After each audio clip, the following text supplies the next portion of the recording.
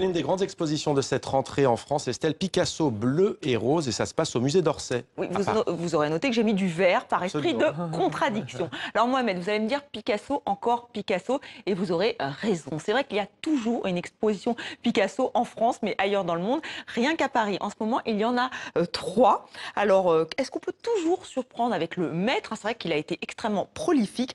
Nous nous sommes posé la question avec Clément Aline. Un jour comme un autre au musée Picasso, on se presse pour admirer les chefs-d'œuvre du maître. Et pourtant, pas de Guernica. Quant aux demoiselles d'Avignon, elles font tapisserie. Il en faudrait plus pour décourager le public. Je pense qu'on n'en fera jamais assez avec Picasso et la richesse de son œuvre. Je découvre petit à petit comment il est, sa façon de créer ses œuvres. On a l'impression qu'on tire sur Picasso le maximum. Même le musée d'Orsay s'y met, avec une grande exposition sur le premier Picasso. L'artiste a 20 ans quand il arrive à Paris, à Orsay justement. C'était encore une gare à l'époque, et c'est sa période bleu et rose.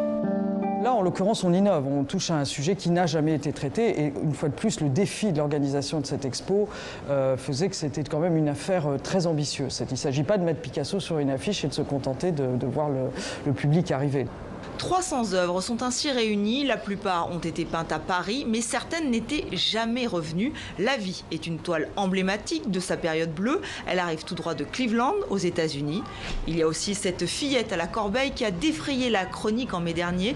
Le tableau a été vendu à 115 millions de dollars, une succession de chefs-d'œuvre qui donne le tournis.